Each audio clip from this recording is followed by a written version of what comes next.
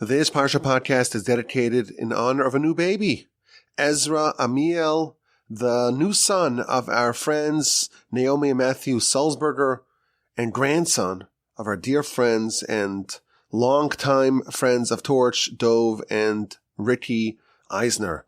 On behalf of the entire TORCH and Parsha Podcast family, we wish them a hearty Mazal Tov. May young Ezra Amiel grow up to be someone who makes his parents and his grandparents and the entire Jewish people proud, and of course, makes the Almighty proud. May he become a Talmid Chacham, a Torah scholar, a Yarei Shomayim, someone who is fearful of the Almighty, and may he witness the arrival of Messiah. May it come speedily in our days. I want to let y'all know that on one of the other podcast, the Jewish History Podcast, we've revved up the history podcasts. We took a little bit of a hiatus, and now it's back. Unfortunately, it's back because of the trying times that we're in, the war, of course, in Gaza. But we recorded one episode, then a second, now a third one we recorded last night. I have to say, in my opinion, it's a masterpiece. It's very powerful. It's very evocative, though it is very intense. You've been warned. I hope to release it, please God, next week. And I kind of forgot how much fun these are to record a Jewish history podcast. But I think it's important for everyone to beef up their knowledge of Jewish history, especially in relation to the Arab-Israeli conflict. This is in the news. Everyone's talking about it. And we, certainly we have to be educated. We have to know what actually happened, what's the backstory, where this all comes from. We have to know the history, the historical context, in order to be able to do our part to advance the cause of Israel. It's important. It always was important.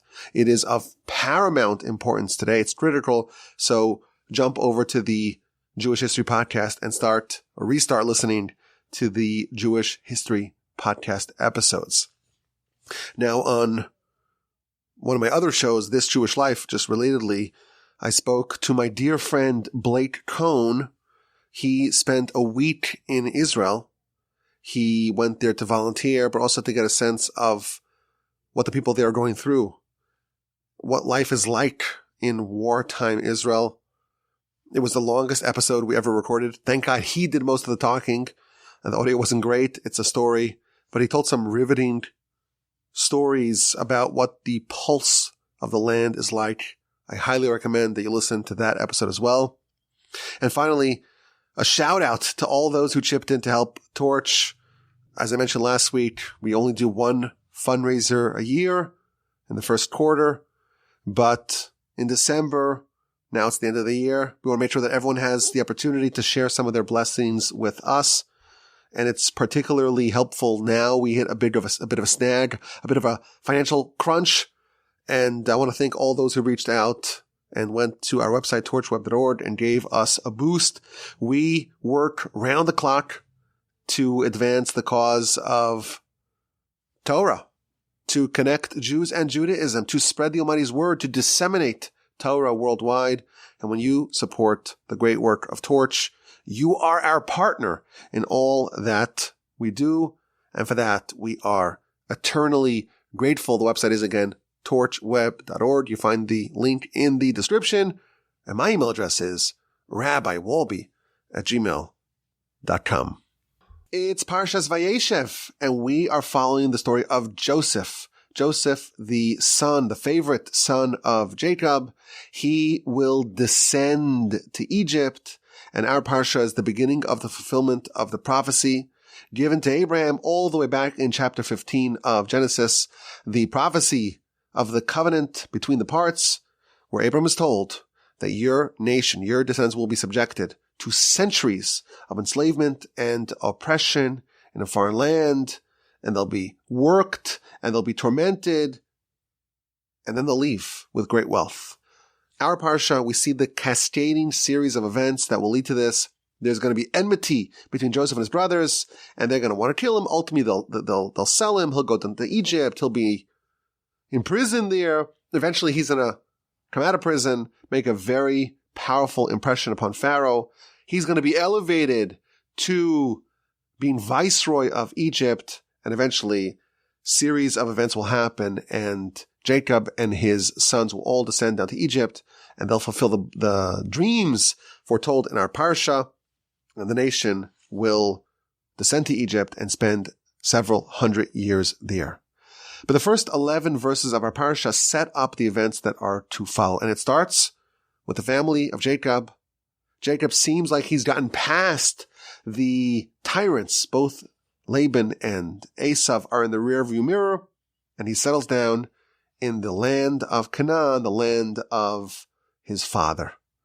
And then it starts talking about his children, and it focuses specifically on Joseph. Joseph was 17 years old, and he was a shepherd, and he was a little bit childlike, a little bit infantile, and his father loved him, and he was the favorite of Jacob, and he made him a special tunic, and there is sibling rivalry. Joseph, we are told Kabbalistically, he's the greatest of the brothers. He's the cream of the crop of this illustrious family. We're told Kabbalistically that Joseph is the connective tissue between the forefathers, which is like the pantheon, the founding fathers of the nation, and the tribes. Rashi, in verse 1 of our Parsha, tells us that Joseph is the flame that transmits Jacob's fire to a distance, and that will consume Esav's straw, Esav's flax. Joseph is special, and his father treats him as such. But of course, the brothers, they're not happy with that. And they begin to hate Joseph. And they can't speak positively about him. And then Joseph has a dream. And he conveys the dream to his brothers. And they hate him even more. This dream, the first of two, it spawned further hatred and further enmity. And Joseph conveys the dream to his brothers. What's the content of dream number 1? We're bundling bundles. We're in the field. We're farmers. We're bundling bundles of grain, the crops. We're bunching them into bundles. And my bundle gets up and stands erect, and all of your bundles bow down before mine. And that implies, obviously, that Joseph is going to be superior to them, and they're going to bow and prostrate themselves before him. And the brothers respond, they retort. And they say to him, are you going to rule over us? Are you going to be a king over us? And they hate him once more, even more, for his dreams and for his words. If you read the first 8 verses of our Parsha, 3 times it says the brothers hate Joseph. Once in verse 4, he has the favoritism of Jacob and they hate him. And twice, once in verse 5 and once in verse 8, over the dream of grandeur and supremacy. Joseph, you're better than us. That is a cause for further enmity. And then in verse 9, we read that Joseph has a second dream. And he tells it over to his brothers. And he says, behold, I had a dream. The sun and the moon and 11 stars were bowing down before me. In this dream, the brothers do not respond. The first time they said, are you going to rule over us? Are you going to be a king over us? There's no reaction. And then in verse 10, he tells it again to his father and to his brothers. So verse 9, he tells it to his brothers exclusively. Verse 10, he tells it to his father and his brothers. And his father castigates him. And his father says, well, what is this dream that you dream? Can me and your mother and your brothers come bow before you? The sun is the father, the moon is the mother, and the 11 stars are your brothers. Well, your mother has passed. So obviously this dream cannot be true. And the section ends, verse 11. Vayikanu ba'achav, the brothers become envious of Joseph.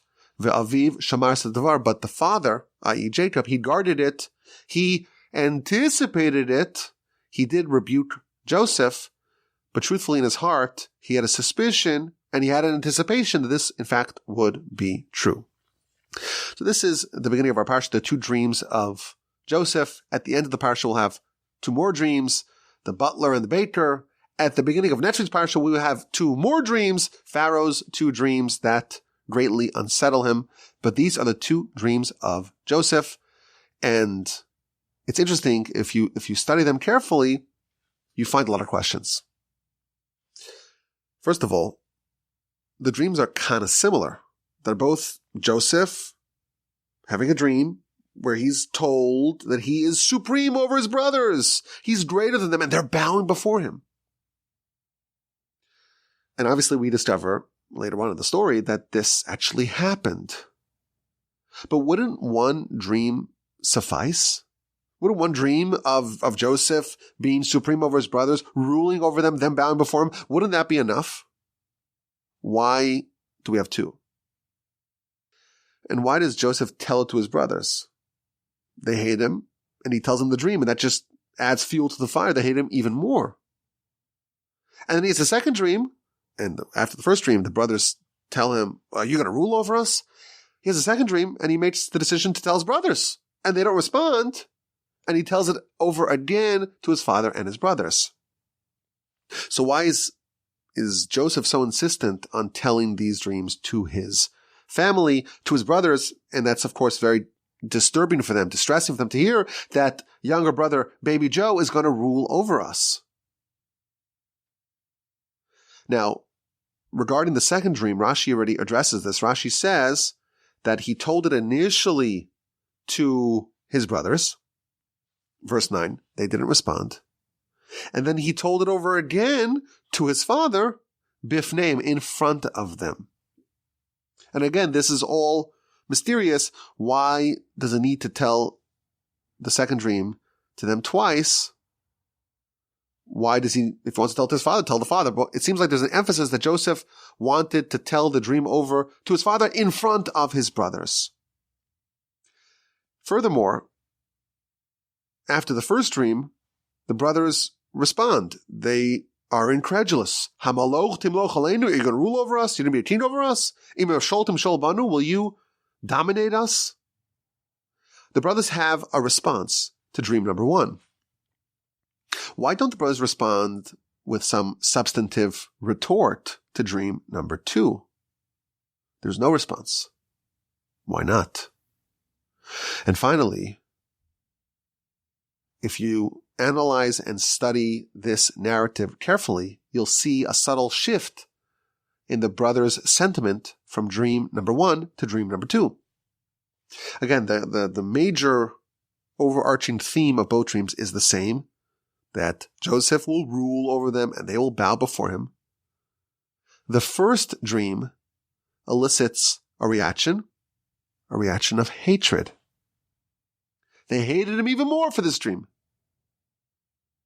After the second dream, we don't see any added hatred.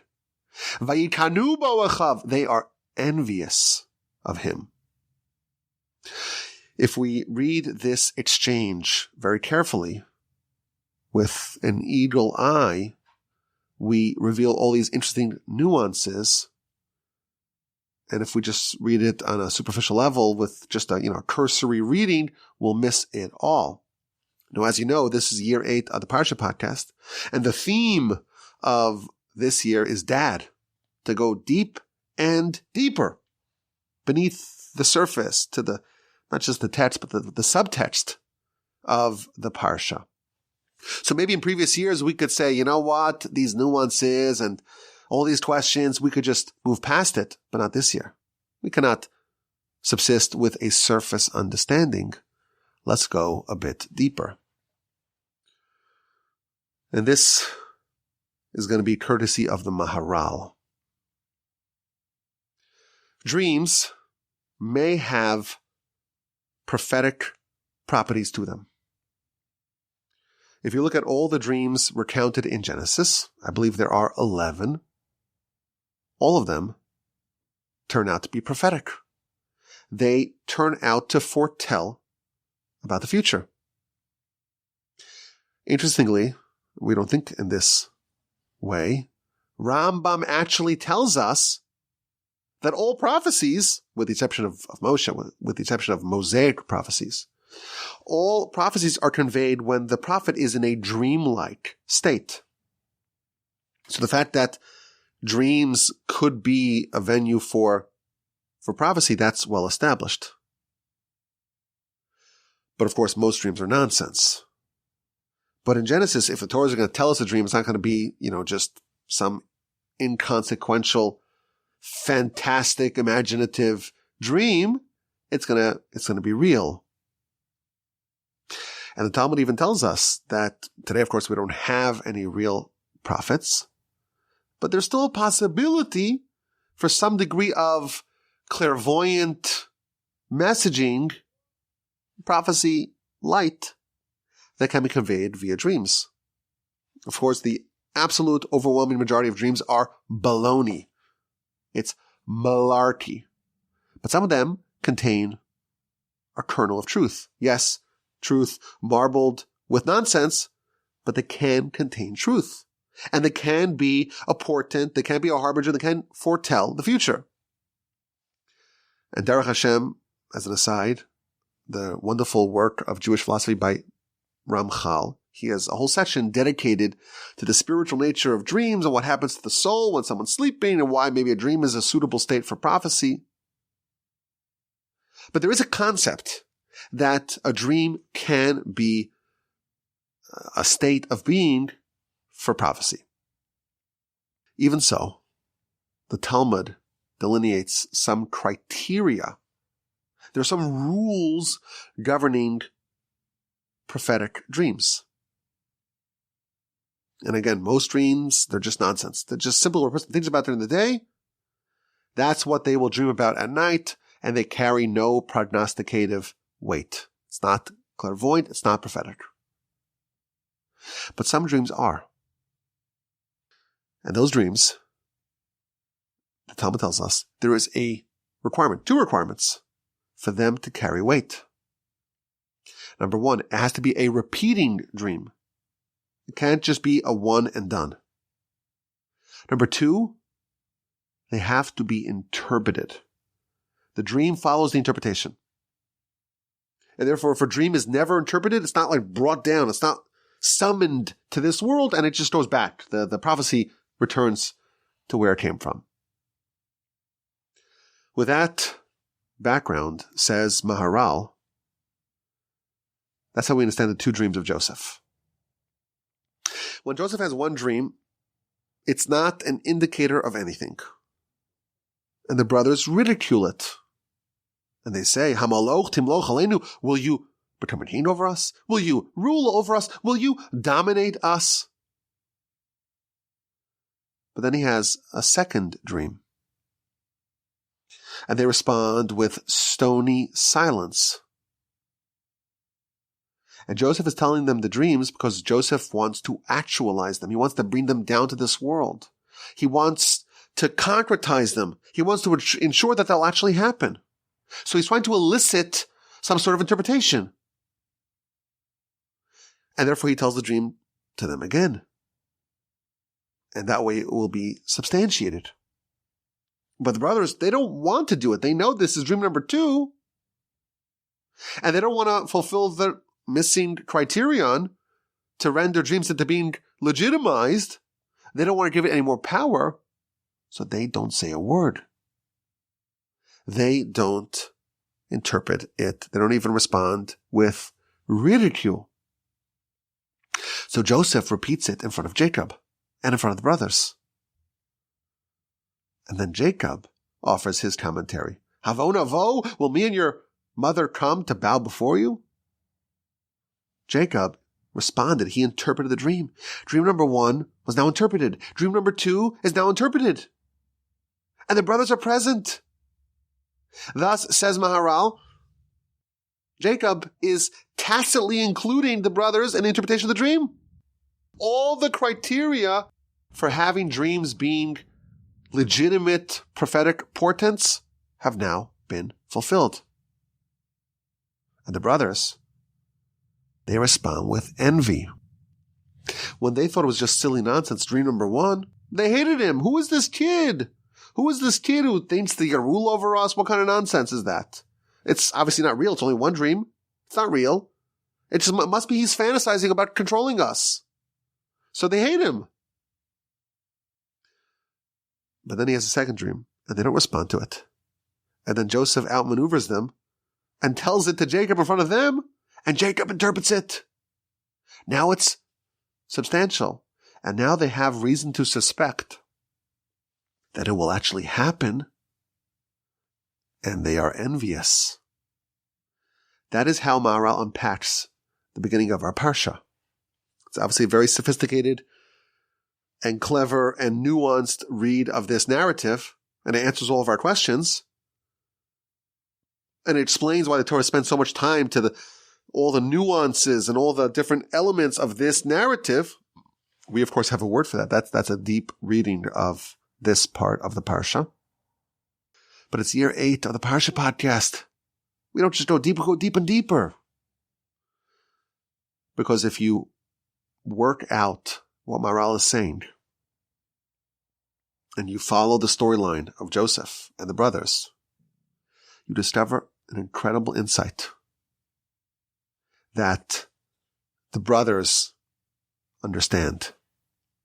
And I think this insight can be a fundamental paradigm shift for us. The brothers hate Joseph. Why do they hate Joseph? Well, the verse tells us because he's Jacob's favorite. And they think he's a good for nothing. And they actually executed him because he's a criminal. And they ultimately settled to just sell him as a slave. The brothers hate Joseph. And then he has a dream, and it's just more grounds to hate him. And then he has a second dream, and they get envious. But they still hate him. So wait a minute. How do we understand this? The brothers are envious because they think the dream is real. They suspect that Joseph will become a king. Why do they still hate him? Why are they envious of him?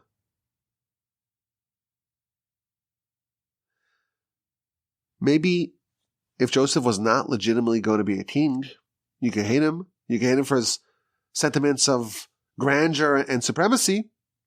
And you could say, well, the monarchy is supposed to go from Judah. And why does he think he's better than us? And why is he being so outlandish in his ambitions? But don't you think that after he has a second dream, which they now become envious of, they realize it might be true? How come it doesn't diminish their hatred for him? After Joseph has the second dream and they think it's legitimate, they still sell him as a slave, and they even consider to actually execute him.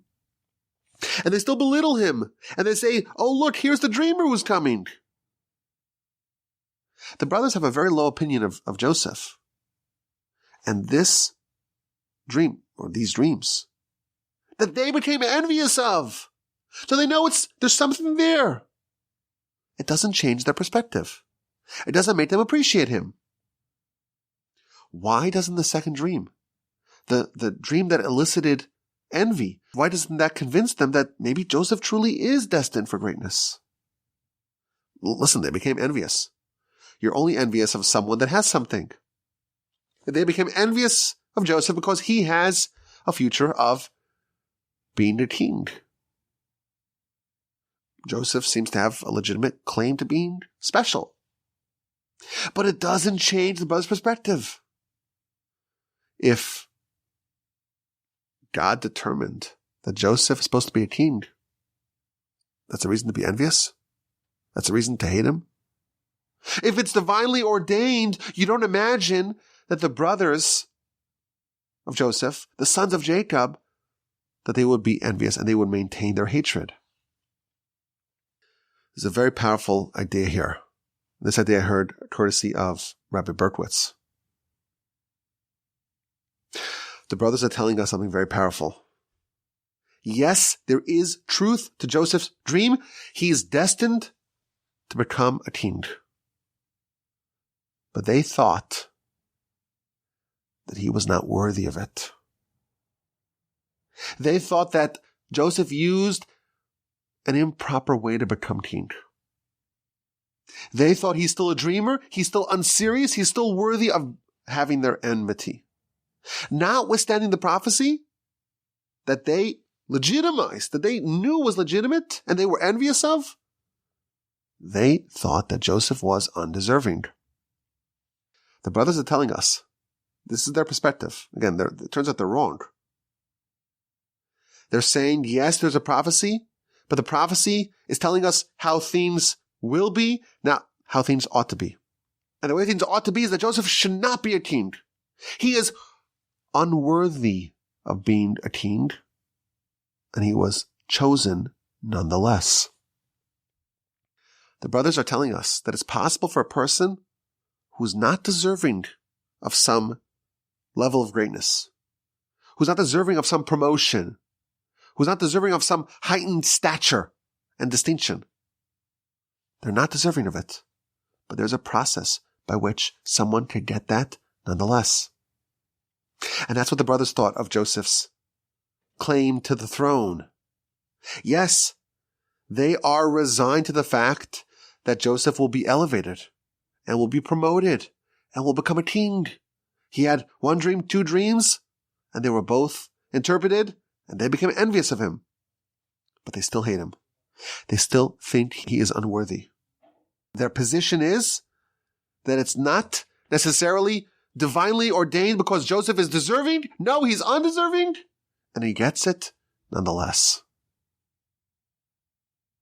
What the brothers are telling us is that there's a process for a person to want something, to desire it, to aspire towards it, to push towards it, and to bend the will of heaven to their position, and for them to get something that they're not deserving of. When someone really, really wants something, and they set their mind to it, and they obsess over it, they can persuade heaven to get that, even if they're not deserving of it. The brothers did not see the heavenly determination that Joseph will be king. That's not a sign of approval. That's not a sign of righteousness or worthiness. It's just a sign that Joseph deployed his power of will to want something so badly that heaven says, okay, you'll get it, even though you're not deserving. That's how the brothers viewed Joseph the king. I think it's an amazing insight to the power of free will. There's an ancient Jewish axiom that nothing stands in the way of someone's will. If someone has such a determined will to do something, they aspire for something, and they just will it into existence, they will get even heaven to sign off on that, even if they're not worthy. Now, it's an amazing thing. The brothers are envious of Joseph, right? Envious because they think he might be king. When they go down to Egypt to look for Joseph, Rashi tells us in next week's Parsha, they went to the brothels. That's where they thought Joseph would be hanging out. And when they're actually face to face with Joseph, and he's playing games with them, this whole cat and mouse game, they never consider that maybe this is their brother. The brothers never thought that Joseph actually had it. They thought, yes, he just wanted it, but he didn't deserve it. And this king who's in front of us is obviously so competent and has such a high level of aptitude and has the whole Egyptian society around his pinky. There's no way that this is Joseph. They thought he would be king, but an unworthy one. I think this is a paradigm shift because I think it changes our perspective of what free will is. My grandfather, blessed memory, used to quote the Rabbeinu Yonah. Rabbeinu Yonah says that free will is a mitzvah. It's a mitzvah, and it's one of the qualities that are actually assigned their own independent mitzvah. Now, we're not used to thinking of free will as a mitzvah. We think of ourselves as almost being passive in the free will arena. We have to make a choice. Do we choose this or that? And the tests or the options, the dilemmas, they come to us and we have to react. That's how we view free will. This notion that free will is a mitzvah, not to choose correctly, to have free will, that's a mitzvah. I think it fits into what this subtle idea that's being conveyed here by the brothers, courtesy of the Maharal. It's a new definition of free will. It's something you have to work really hard to achieve. It's a quality you need to actively pursue, and doing it is a mitzvah. And what is this quality? It's to choose. To choose. To decide that you're going to get something. To aspire for something that maybe you're not even deserving of. To overshoot your abilities. And if you're obsessed to get what you don't deserve, and you're really obsessed about it, and you're determined about it, and you set your mind to it, you will get it. God respects someone who decides that they want something. And again, want is not strong enough. It's not wanting. It's not desiring. It is making a decision that come what may, I will turn over the entire world and I will get this. Such an attitude that will grant even the undeserving that they want. They're deploying the power of free will and nothing stands before that. But most of us are not used to that kind of determination. We're not used to saying, this is something that I will do, come what may. But this is a way that we can get even something we're not deserving of. Again, the brothers, they're totally unmoved by Joseph's impending ascent to the monarchy. Again, you read it, it's clear. They hate him, they're envious of him because they know it's true, and they still think he deserves to be executed. Okay, we'll sell him. If you want to do great things, this is how you do it. You have to shoot for the stars if you want to be a star. We are partners with God. And the Almighty takes into account our perspective. And if we deploy our most powerful asset, and that's our will, and we determine that we want more, and we want a greater share of life, we want a larger slice of life, we want more responsibility, we won't be able to encroach on what was designated for someone else, even by a hair's breadth. But we can achieve things that we were not necessarily destined for. If you just have lofty ambitions and you aspire for greatness and you aspire for good things, the brothers, after all, they thought that Joseph was wrong to aspire for such greatness. And they still understood that such ambition can be consummated. Certainly, if we aspire for good things, things that are undeniably good things, and we have a dream, and we set our goals, and we make it an obsession, and we pursue it doggedly, and decide. That's the key. And decide that this is what we want, we will get it. Heaven will bend towards our will, even if we are undeserving, even if it is beyond our abilities. Overshoot your abilities. You'll be surprised at what you can arrive at. I thank you for listening. I hope you enjoyed this. I think it's a subtle idea. I think it's an idea that, at least when I spoke this over with my friends, they said, no, it can't be that God wants dogged pursuit and obsession of a thing. He wants us to just take what comes at us. I think that's the paradigm shift. If you want something and you're determined to have it, and you'll do whatever it takes, and you'll stay up nights, and you'll work the weekends, and you'll pray your heart out, and you'll invest all your energy, every ounce of your mind and your abilities, I think then you'll get it. You'll get what you want. This is one of those ideas that, how it fits into the story is very creative and clever, but it could be a real game changer in our lives. Most of us are not used to this type of hard work. We're not used to this type of obsession. We're not used to this idea of actually using our free will. It's a mitzvah. It's a hard thing to do. when we decide something, we make a decision, this is what I'm doing, it's a different ball game. Have a wonderful rest of your day. A fantastic Shabbos upcoming. We hope, of course, to only hear good news from our brethren in Israel. If you get a chance to listen to those other podcasts that I mentioned, please give them a listen. And you take care. Best regards. We'll talk again with the help of the Almighty next week.